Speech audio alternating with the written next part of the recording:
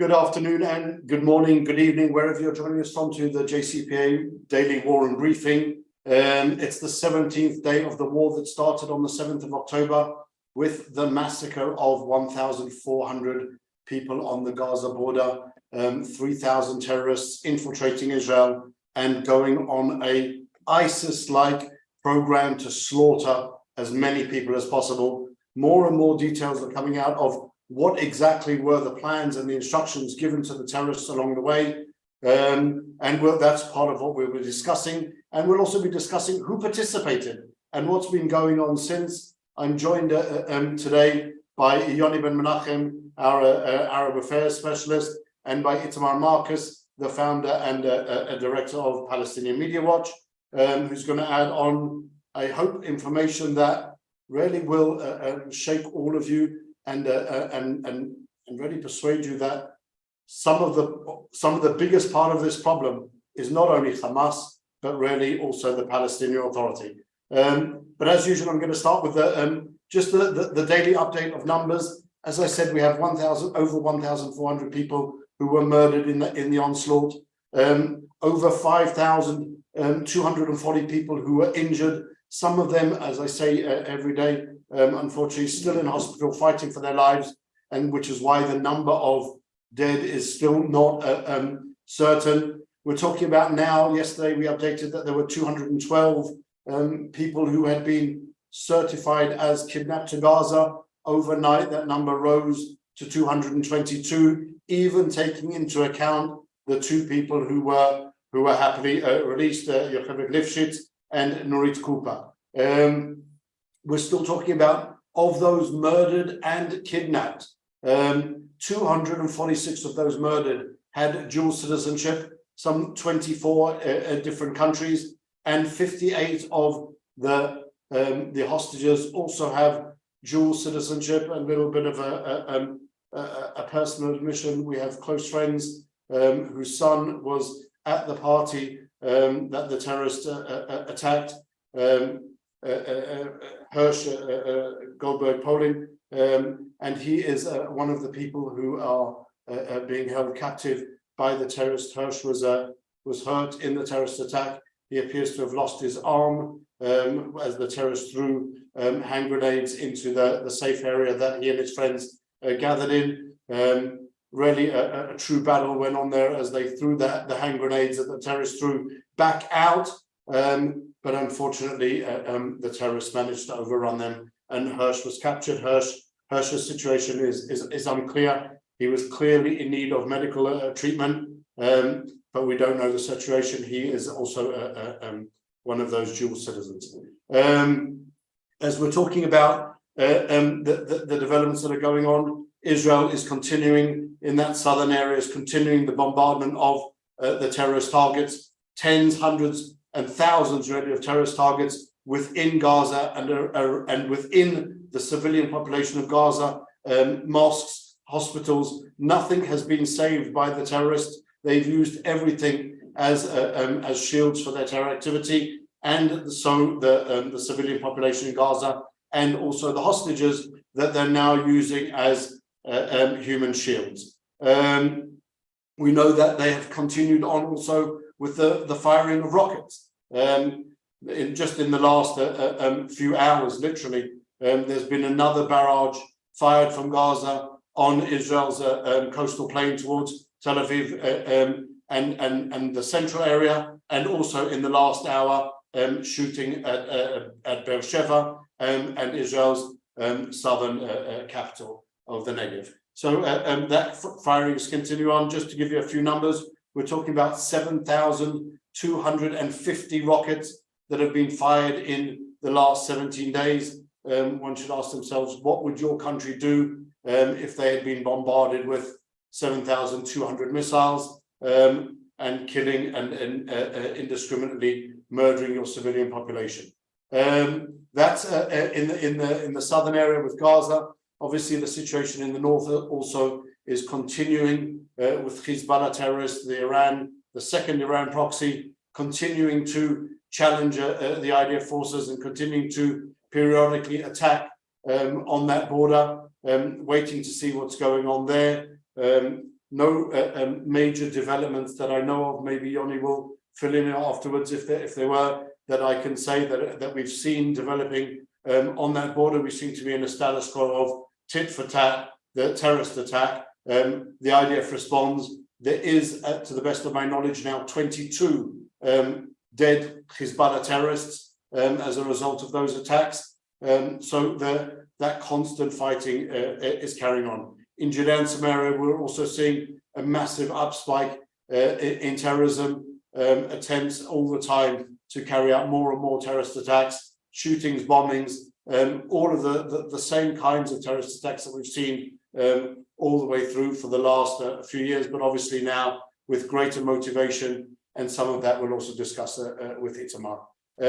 Within Israel, we're seeing, as I reported yesterday, relative calm from the Israeli Arab population. Let's not forget that some of the Israeli Arabs were also the victims of the slaughter, whether it be a doctor who was caught and was driving along the south, just going home, and he saw people in need. He stopped to help them and was murdered by the terrorists. A driver of a bus who was helping people to escape, who went back multiple times, but was also eventually murdered, and a whole family that was killed, mother, father, and children, in the Negev as a result of the indiscriminate bombing. So that's the situation that we're in at the moment. Yoni, your updates from the way that you see the picture developing. Okay, I think we can now say for sure that there were more than 1,000 terrorists that on the October 7th infiltrated Israel. The estimation of the army is that there were about 3,000 terrorists who infiltrated into Israel, occupied the Jewish communities, and committed this horrible massacre.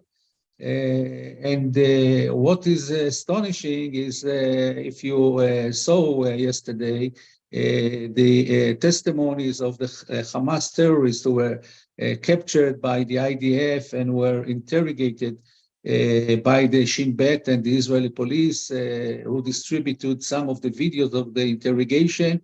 And you see the way they confess without any pressure and tell about the instructions that they got from the Hamas commanders in Gaza Strip, how to carry out this horrible massacre. I don't want to repeat all this graphic description, but whatever was published by the IDF was true. They confirmed it completely. Just say generally the killing of the Israelis, the raping of the women, the burning of the houses and the bodies, and the kidnapping. All of this was directed by the Hamas leadership, military leadership in Gaza Strip, and this contradicts the lies of the Hamas leaders. We saw them a few days ago, Musa Abu Marzouk, Khaled Mashal, Saleh El-Arouri. They all came out on the media claiming that it was not the military wing terrorists who committed these atrocities, that it was the mob that infiltrated into the Jewish communities after the infiltration. And now it's very clear that it was those terrorists of the military wing of the Hamas who were doing exactly what they were told by the leadership in Gaza. So this shows you exactly that there is no difference between Hamas and ISIS. In fact, Hamas is worse than ISIS and worse than Al-Qaeda. And on that note, I want to suggest something, if I may. It's not enough that political echelon in Israel has put the target of the operation, or the main goal, to eliminate the military infrastructure of Hamas in Gaza and kill all the military leadership. We have to think also about the leadership of Hamas abroad, I'm talking about the leadership in Qatar, in Lebanon, in Turkey, and also other places in the world. They are also part of this plan. People in Gaza close to Hamas told me that the decision to commit such a massacre and such an attack on Israel could not have been taken only by the military command of Hamas in Gaza. It had to be approved in the Shura Council that takes those crucial decisions about Hamas policy in the Middle East, and also the leadership abroad. So they were all into this decision of the massacre and the infiltration into Israel. So Israel has to also take this into consideration. And I think that it's imperative that Israel will handle this leadership of Hamas abroad the same way that it handled the leadership of the Black September terror organization who committed in September 1972 the massacre in the Israeli athletes in Munich. After what happened after the massacre in Munich, the Israeli government at that time, headed by Golda Meir, decided to carry out a secret operation called the Rage of God. And Golda Meir ordered the head of the Mossad, of the Israeli Mossad at that time, to assassinate all those leaders of Black September who were involved directly or indirectly in the massacre in Munich. And I think this is now up to Prime Minister Netanyahu to decide the same thing. He should order the head of the Israeli Mossad, David Barnea, to start planning this new operation to assassinate all the leaders of Hamas all over the world. This is what a democracy should do to protect the life of its citizens. These targeted assassinations are very important for deterrence and also from the operational point of view. And the Israeli political echelon, it should act exactly as the American presidents act in their policy against terrorism by Al-Qaeda or ISIS or any other terror organization. And the IGRC in general with the elimination of Qasem Soleimani. Yes, I'll get to that. For instance, you just I was just about to mention that President Obama ordered the assassination of Osama bin Laden, the leader of Al-Qaeda. President Trump ordered the assassination of Abu Bakr al-Baghdadi, the commander of ISIS, and Qasem Soleimani, the Quds Force commander of the Revolutionary Guards. And also President Joe Biden ordered the assassination of Abdallah Kardash, the new leader of ISIS. So the Israeli Mossad has the operational and the intelligence capabilities to carry out such a task. As we know from foreign sources, we've heard that during the last few years about a few assassinations of terror leaders in the world from Hamas and Islamic Jihad that were attributed to the Israeli Mossad. So I think this is the moral obligation of the political echelon in Israel towards the Jewish people to eliminate, to assassinate these new leaders of the new Nazis that are responsible for the horrible massacre and the crimes against humanity that happened by what I call the Black October terrorist on the October the 7th. So really on that point, Yoni, I want to just combine a few different subjects that you discussed and then lead into to our discussion with Itamar. Firstly, I think it's important to stress that whilst much of the focus in discussion is on Hamas were not alone in carrying out the atrocities. They were supported by terrorists from Palestinian Islamic Jihad. They were supported by terrorists from the PFLP, from the Popular Front for the Liberation They of were Palestine. supported by all 12 terrorist organizations in Gaza. They have a joint command, and they were all participating in it. Exactly that. I stress the PFLP and also the Al-Aqsa Brigade, because they bring us to the person who really is in charge of both of those organizations. On the one hand, the PFLP is a member organization in the PLO, headed by Mahmoud Abbas, sitting in Ramallah, and our ostensibly argued moderate partner for peace. The Al-Aqsa Brigades is also headed by Mahmoud Abbas and his Fatah party. Now, one of the things that we heard coming from the interrogations yesterday was a statement like this: whoever kidnaps a hostage and brings them to Gaza gets a stipend of $10,000 and an apartment.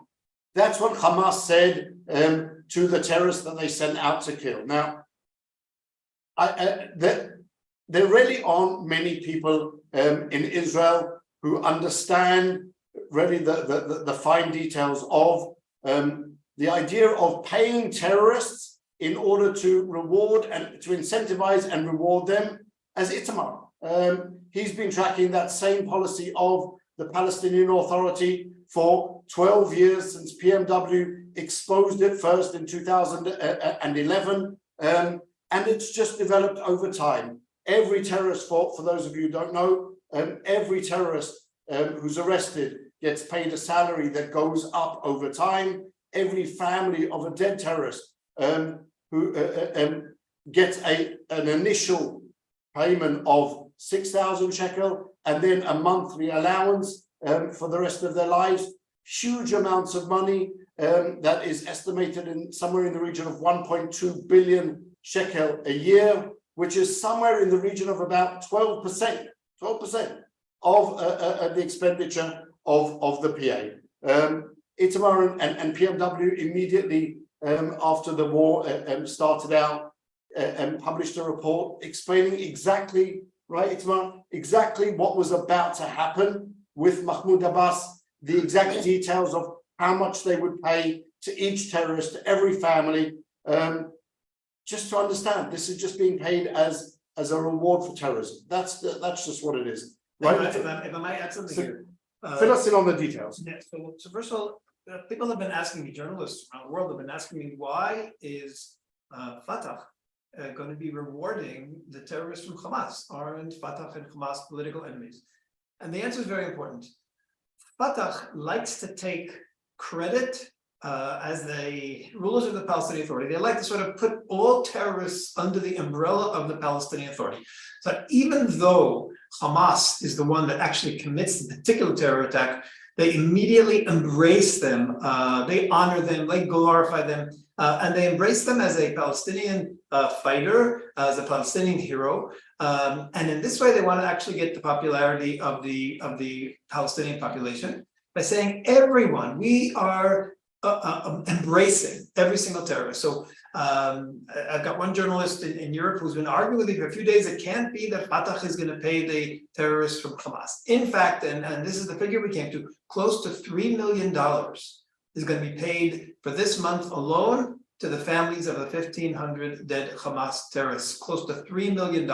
And then, of course, they get paid for life. So this is something that that is shocking to people. But again, it's policy of inclusivity. You are all ours. Once you commit a terror attack, once you go to jail, we adopt you. And that's the message of the Palestinian Authority. But surely, do they not ask you, Itamar, if it includes acts like cutting babies' heads off, burning people alive?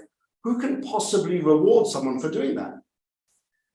Under Palestinian, the Palestinian Authority law says as follows: anyone who is arrested for resisting the occupation, and they don't ask any questions, resisting the occupation. And this is part of resisting the occupation.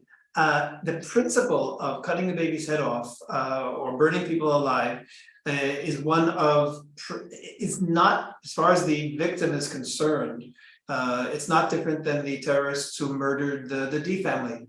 They shot them in a drive-by shooting, the mother and the two daughters. just earlier this year. And what did Mohammed Shtaya, the Prime Minister of the Palestinian Authority, the day that Israel killed the murderers of Rabbi D and his wife and his two children, Shtaya put the pictures of the murderer on his Facebook page, and he added the text, eternity to our heroic, glorious martyrs. This is the Prime Minister. When you have a leadership like that, again, this is not fringe, when you have a leadership that not only pays, but tells its people that murderers of a mother and two daughters are legends, are part of Palestinian legends, are glory. This has to be expected. Everyone believes that this is the right thing to do because that's the message from the leadership for so many years. But why are you surprised, Itamar? I just remembered a few years ago when I was still covering the West Bank, Judea and Samaria and Gaza Strip. I got the book of Abu Daoud, one of those master terrorists who planned the massacre of the Israeli athletes in Munich. And he wrote in his book, he disclosed that Mahmoud Abbas, the head of the PA, is the one who financed the massacre of the Israeli athletes in Munich. So why are you surprised that Mohammed Shtaya, the prime minister, when the head of the PA himself, he financed this massacre of the Israeli athletes? Of course, I'm not surprised. I'm just pointing out to the listeners who may be surprised, but I want to say something else. You talk about the Munich massacre. People celebrate their birthdays, and every country has events that they celebrate every year. The important events that the Palestinian Authority celebrate every single year are the Munich massacre, the Coastal Road massacre where 37 Israelis were murdered, including 12 children. They literally, the suicide bombing, the first suicide bombing of a female suicide bomber, Wafa Idris. These are the important dates on the Palestinian calendar. It's just shocking. And by the way, and the 1929 massacre. And the 1929 massacre, they glorify the three people, the three terrorists from the 1929 massacre, who the British said did particularly gruesome cruelty when they murdered people that were actually hung. They have turned them into Palestinian heroes. So the point is this, and I think this is what we have to understand.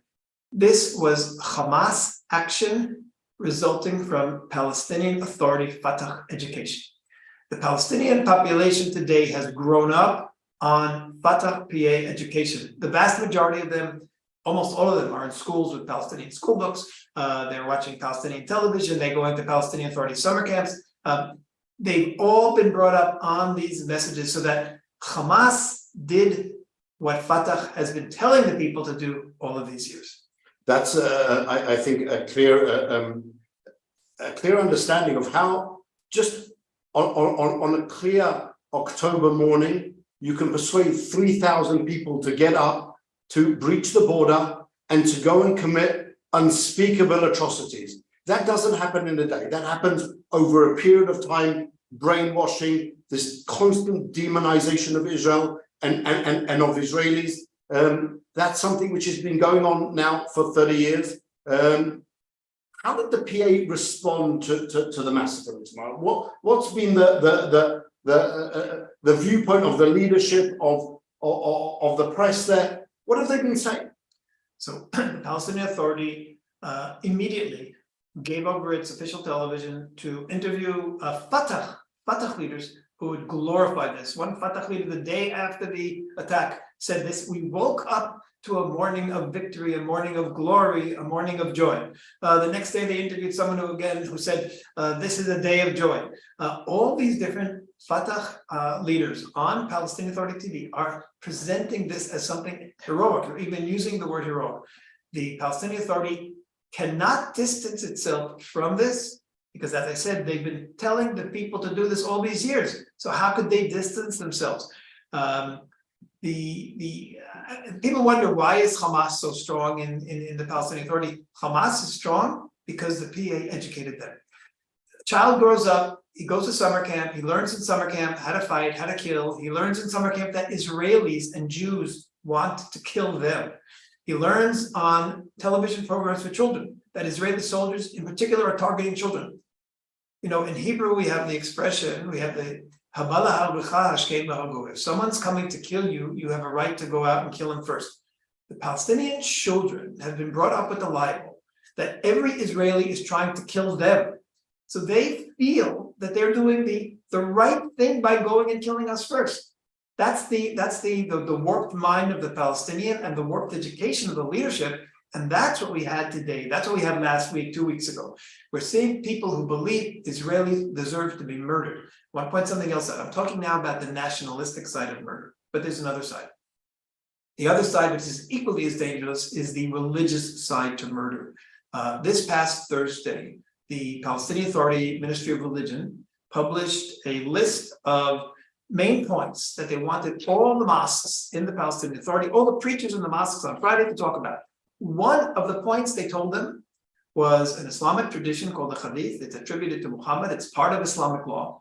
And it goes as follows: the hour of resurrection will come until Muslims fight the Jews and kill them.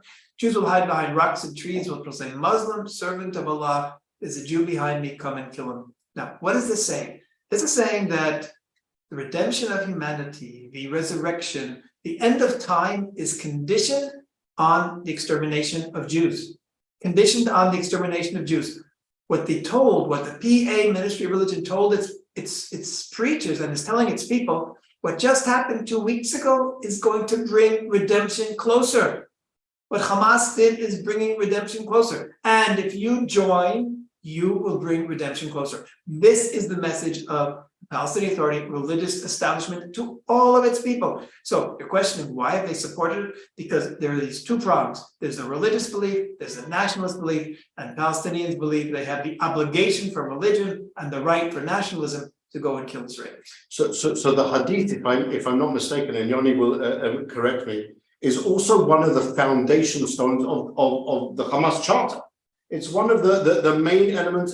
It's this meeting of minds. You have one side Hamas, ISIS terrorists who are butchering people, and on the other side you have the Palestinian Authority using the same religious sources, the same ideology, the same ideas to promote that same idea. Yeah. So how do you explain the difference that people see between Hamas on the one hand and Fatah, Mahmoud Abbas on the other? One says Hamas, ISIS says, if you go out and kill people, it will bring closer the redemption. And if you go and kidnap people, and bring them to Gaza and slaughter them, we'll pay you money. And then Fatah, let's possibly add the words, if it's not too inflammatory, Fatah, ISIS says, well, if you go and kill Jews, then that will bring forward the redemption. And they similarly pay the rewards to the terrorists. So how do you explain the distance in the way that Hamas is seen and Mahmoud Abbas is seen? The fundamental difference is that Fatah is pragmatic in its interaction with the international community. Fatah, the Palestinian Authority, wants to create a state. They need the international community. They have two completely different worlds. They have an internet. They have a mask for the international community. They travel all the time. I've spoken to members of governments and members of parliaments around the world, and they tell me, and I show them what's going on, and they say, well, that's just this person. I've spoken to Mahmoud Abbas. He really wants peace. So they have this incredible ability to speak in two different messages. And the international community, I think, is anxious to believe, wants to believe that there really is a peace partner. So, or because of anti-Semitism, they just accept what the PA says to them. Hamas is much more open about its goals, and that's why Hamas is considered a terror organization. There is nothing about the Palestinian Authority that is not a terror organization. They have fulfilled all the conditions of being a terror organization. They glorify terror, reward terror, turn terrorists into superheroes, promote it before the fact, glorify it after the fact. They are a terror organization. But unfortunately, the world, and to a certain extent, the Israeli government believes we need someone to talk to, and they're willing to ignore that the organization we're talking to is a terror organization in everything but designation. I just want to ask, Itamar, for our viewers who don't follow PNW's Twitter account and regular reports, if you don't, now's the time to do it. Go to powerwatch.org. and follow and sign up for the daily updates and follow the Twitter account of Pal Watch. Similar, obviously, to the JCPA. I saw on Twitter 2 different tweets that Pal Watch put out. One of Fatah terrorists, actually saying that they participated in some of the kidnapping and participated in the violence and murder. How does Mahmoud Abbas plan to hide that information? How does the European community not see that information and say, well, exactly what you said. How do you break down that wall of, well, Abbas is a peace partner when this is what members of his own organization say? What European leaders have said to me is that we know that according to our own laws, we shouldn't be giving any money to the Palestinian Authority. But if we don't, then they will collapse, and that's bad for Israel. So we are helping Israel by supporting the Palestinian Authority. Literally, I've heard this from people in European Union, European Commission, and I've even heard, I heard from, I won't mention the country, one of the countries, the head of the Israel Friendship Group in the parliament. Just before I started to speak in the parliament, he said to me, don't ask us to cut off funding, because I recently was in Israel and I met with Netanyahu, and he asked that we not cut off funding to the PA. So it's coming from Israel also. And this is a tragedy, and I think it's the terrible mistake of the Israeli government.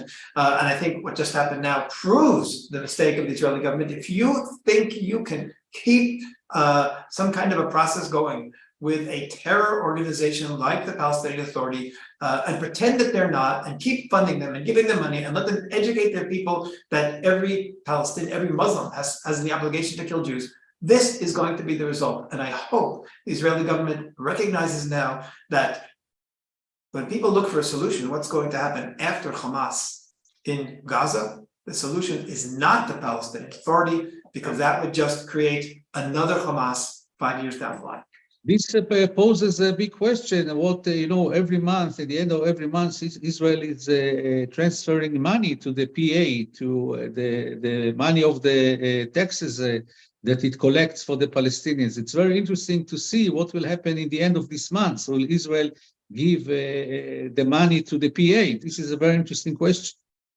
So that, as maybe some of our followers, of the JCPA followers, will know, at least the JCPA followers in Hebrew, will know that we recently recommended that Israel give Mahmoud Abbas an ultimatum. The ultimatum would go like this: either he condemns in Arabic, specifically in Arabic, not in English, not to the foreign press, not to foreign leaders, but in Arabic to his own people, condemns the terrorists and the massacre, and commits to now abolishing entirely that pay-for-slay terror reward program, then Israel should say to him that you're not going to get any of the funds that Israel has been providing with. We're talking about 900 million shekel, somewhere in the region of about 200, and with the changing dollar rate, somewhere in the region of about $220 million every single month on average since the beginning of the year. It's huge amounts of money. It's 70% of the Palestinian Authority's budget is given by the Israeli government. And now what we're going to see, unless really drastic action is taken, and we're going to see that Israel will literally be participating and helping Mahmoud Abbas to reward the people who just committed the worst massacre against the Jewish people since the Holocaust. This is obviously an untenable thought. I just saw, as we're going along, ladies and gentlemen, a few people raising hands as we're discussing. Please, if you have questions or comments, put them into the chat. We won't be able to deal with them otherwise, but we do promise to get to as many questions as time allows. I just want to go back to what we were just discussing. President Biden, Yoni, when he was talking here in Itamar, said that what he and America sees is that once Gaza is cleared of terrorists, it will be transferred to the Palestinian Authority.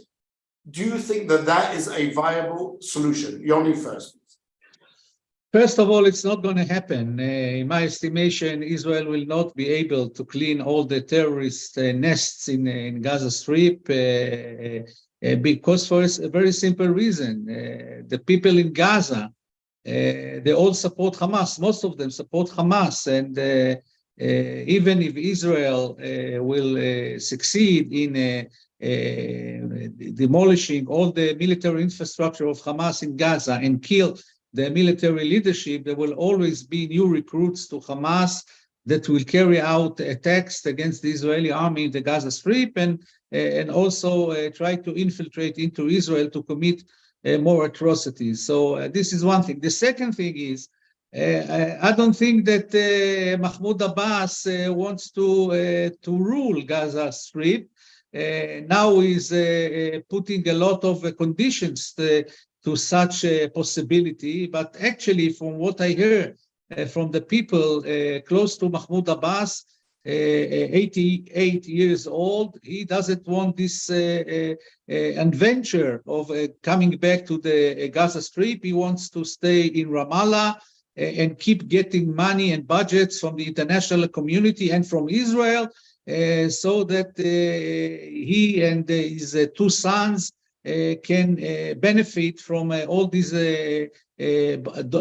budgets and the donor countries, and we know exactly what the rumors say about where these funds are going to, and the corruption in the PA. So I think you will find any excuse to refrain from coming back to Gaza Strip. I want to say something. I spoke this morning to a delegation of members of various European parliaments who are in Israel, and they asked me after I pointed out, and I showed them documentation, videos. They saw exactly that the Palestinian Authority could not be the solution for Gaza. So they asked me what I thought the solution would be.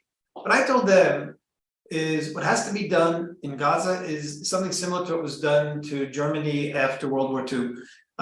The Allies took over the education, the Allies took over everything. And I said, it can't be Israel, they're never going to accept Israel, but the European Union, the European governments, they have to be the ones to come in and take care of everything. Israel will be the only military around. Every gun in the area has to be Israeli only, but as far as all the civil administration, education, schools, summer camps, youth groups, you name it, everything that causes all the horrors that we've seen, that all has to be imposed on the residents of Gaza.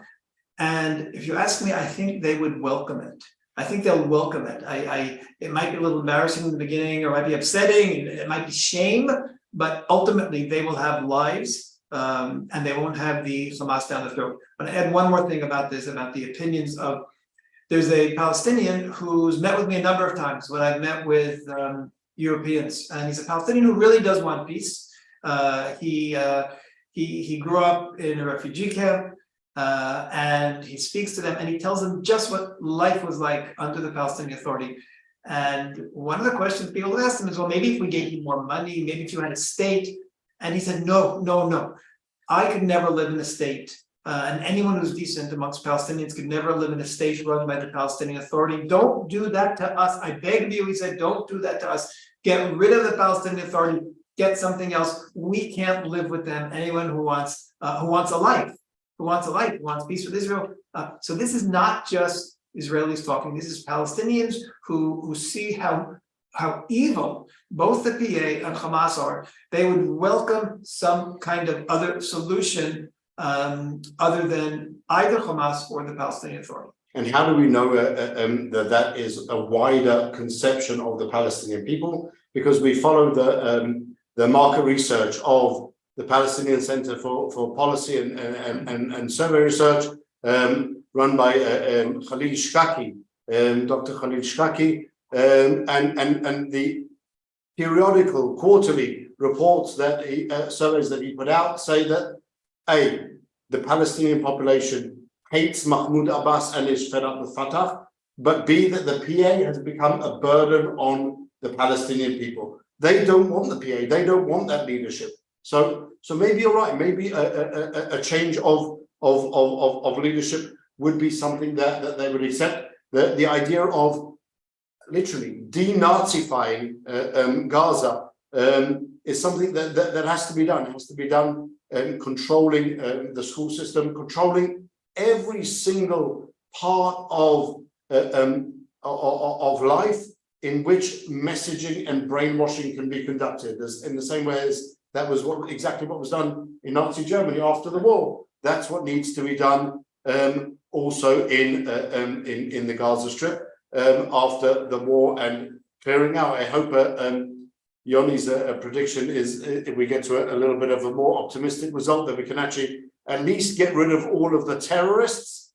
Maybe the people will still support the idea of Hamas, but at least there will be no more terrorists running around. Just two questions as we go along from Lise Corson.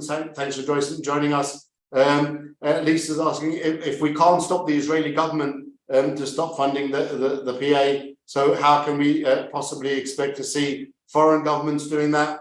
Well, the answer is that that's the reality. Israel has its own set of rules that it tries to implement, with that balance with keeping the PA nonetheless almost surviving despite its malfeasance, because we see it as more sometimes as more of an opportunity than a burden. But the rest of the world isn't there.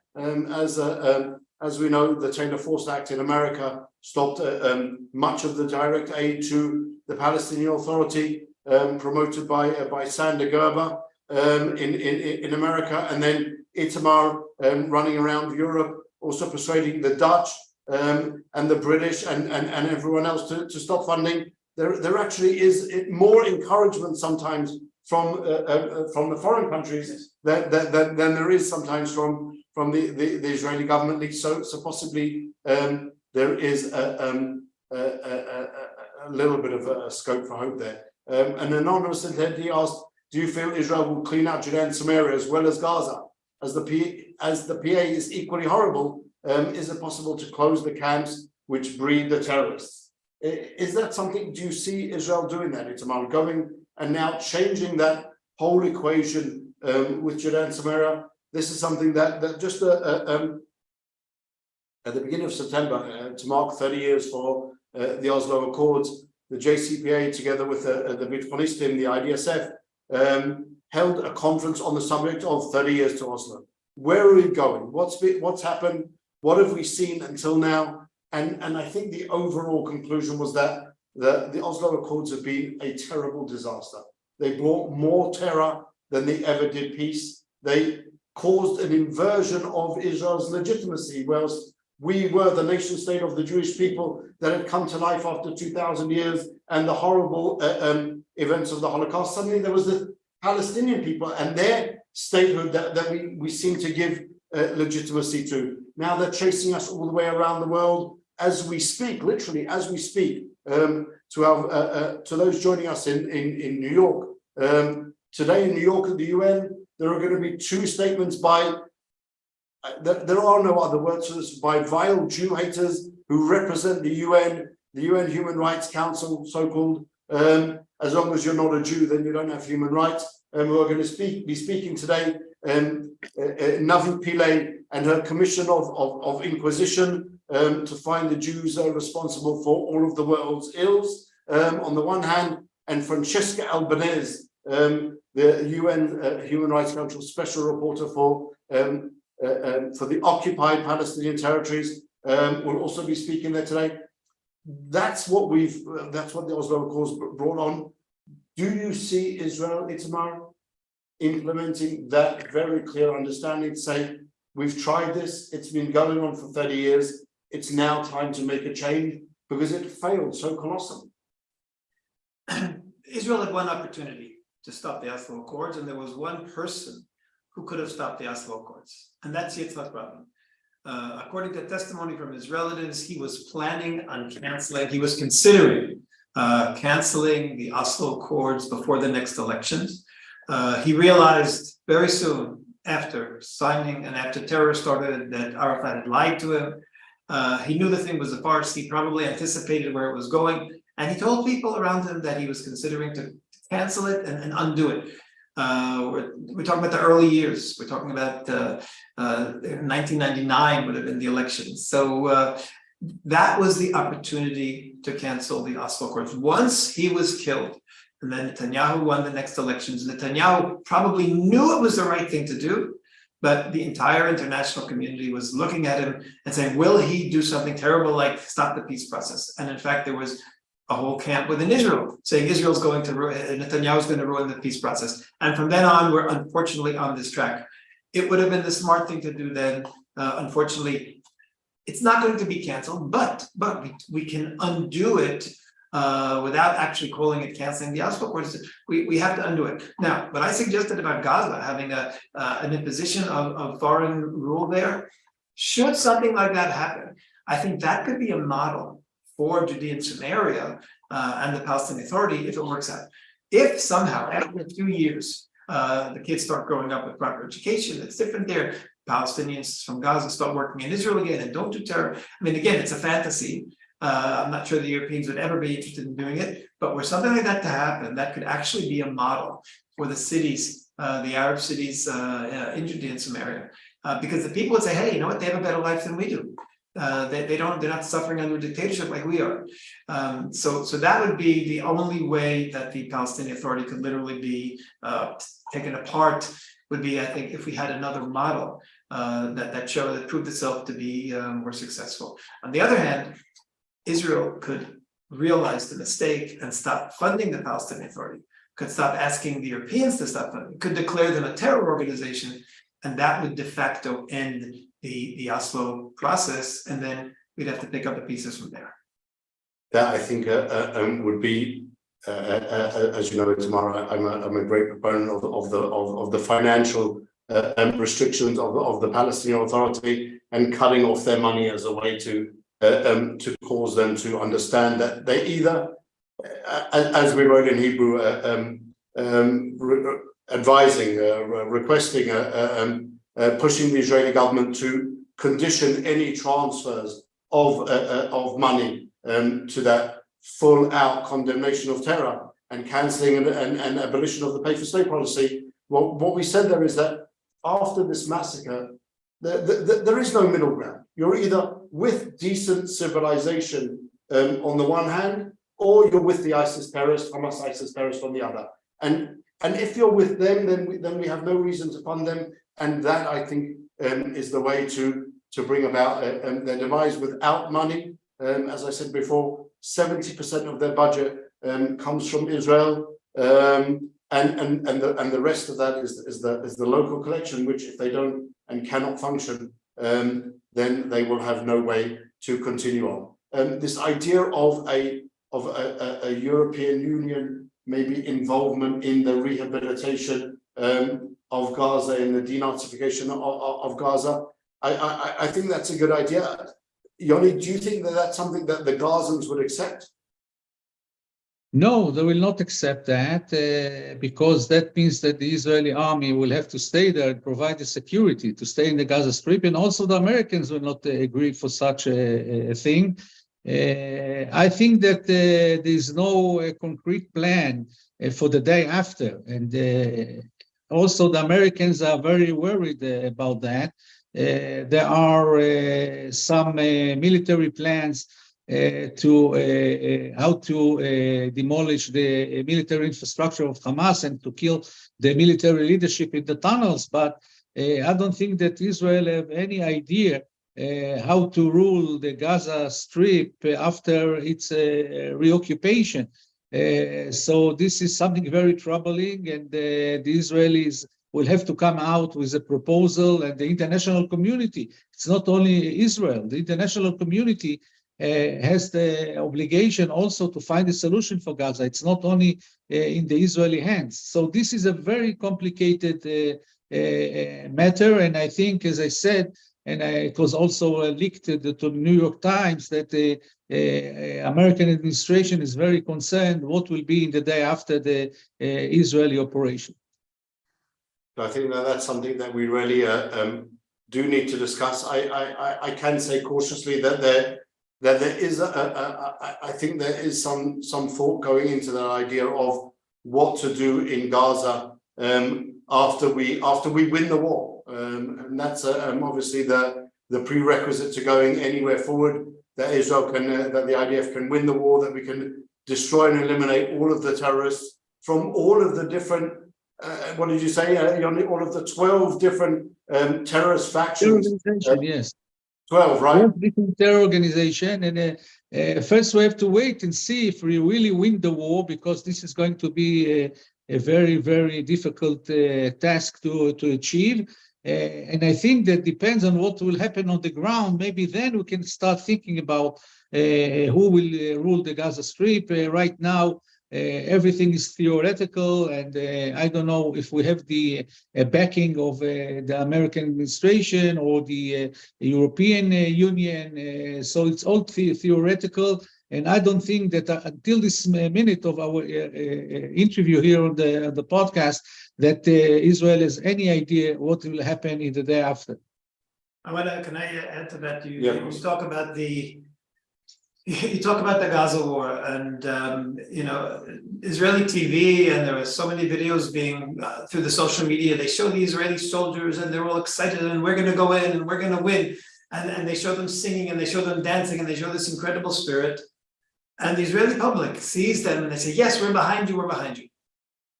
As soon as we go in, if we go in, and we start having numbers, and the first time a tank is hit by a missile and we get 5 dead there, and we have more dead, God forbid, all these terrible things are going to happen. As soon as the numbers start mounting, the Israeli population cares about the life of every single soldier. And the mood is going to change. The mood is going to change. I heard former General Brick on the radio this morning. Yeah, he said this morning on the radio, it's not going to be a 2 or 3 month war. It's going to be a year war. A year war. Will Israelis be willing to have their families, their husbands, their children, all away for a year fighting this war with possibly numbers of dead every day or every week?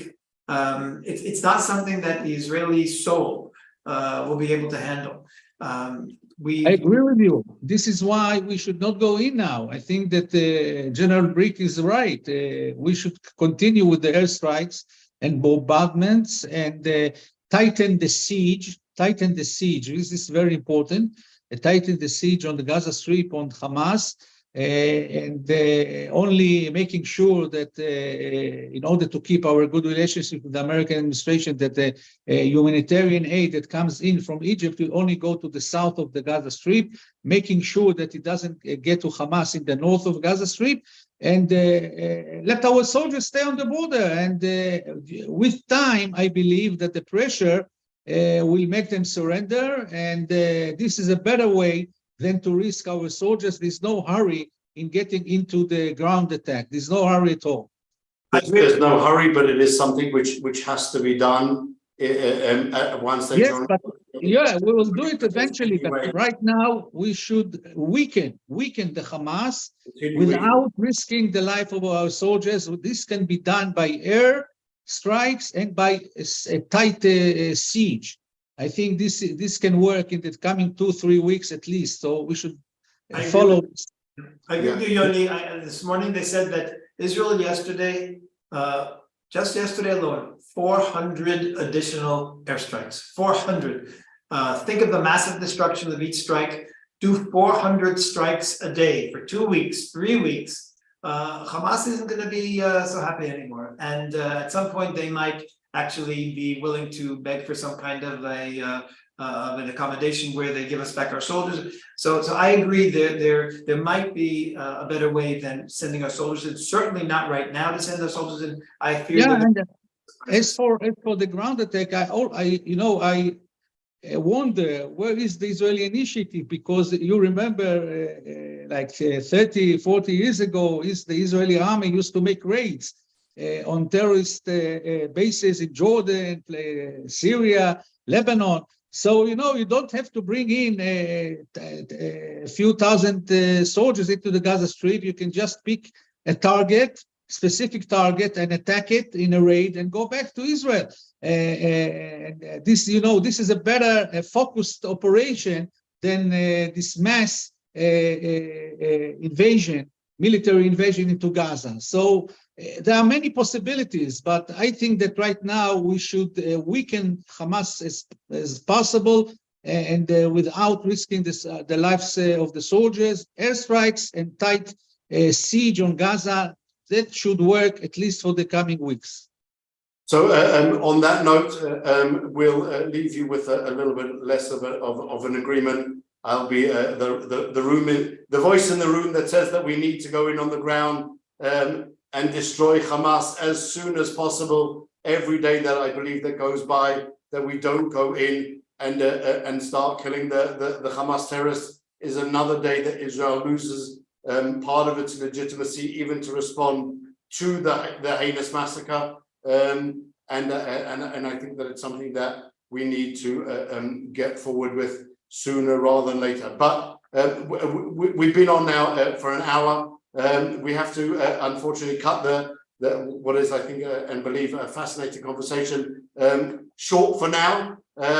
We will be back tomorrow with the daily War Room update of the Jerusalem Center for Public Affairs. Join us at 4 o'clock Israel time. We publish the connection details both on our Twitter page and our Facebook page and on our website. And you can join us. We'll have more great analysis coming up tomorrow as well. Thank you, Itamar, for joining us. Thanks, Yoni.